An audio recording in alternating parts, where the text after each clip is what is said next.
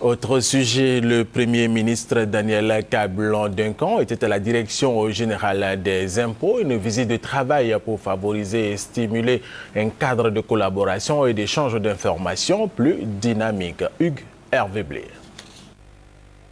C'est d'abord le Centre des moyennes entreprises d'Abidjan-Nord qui a accueilli le Premier ministre.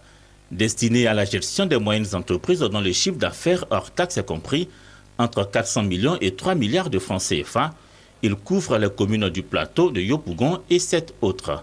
Le CME, qui a dans son portefeuille 430 entreprises, est au nombre des réformes mises en place par la DGI. L'une des idées fondamentales qui ressort, c'est qu'il faut aller vers la réforme fiscale au niveau de la Côte d'Ivoire, en vue notamment d'avoir une base fiscale plus élargie et avec des taux plus bas. On a déjà commencé, vous savez, avec le droit de mutation qui est à 10%. On est actuellement à 6%.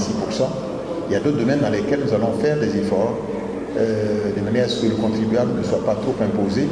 Mais pour ça, il faut que l'assiette soit plus large. J'ai demandé au ministre de manière à ce qu'on étudie qu'avant la fin de l'année, une décision soit prise par le gouvernement pour baisser le taux des impôts en matière de fiscalité concernant les maisons.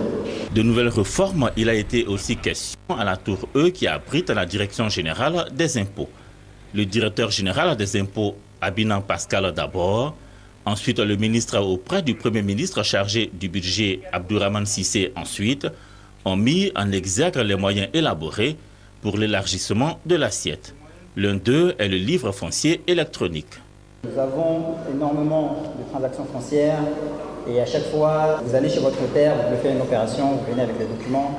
Le notaire prend les documents, il doit ensuite aller voir les impôts, se déplacer et ça créait quand même quelques petits délais qui, à notre avis, n'étaient pas vraiment optimales.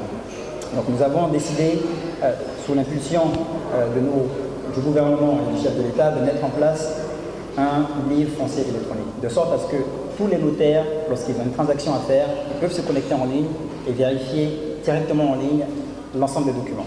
Sur un objectif fixé à fin juin 2014 à 766 milliards de francs CFA, la Direction générale des impôts a enregistré 794 milliards en termes de recettes brutes, soit 106% de taux de réalisation, ce qui met en exergue la volonté de la DGI d'assumer pleinement son rôle dans la collecte des recettes fiscales pour l'année 2014.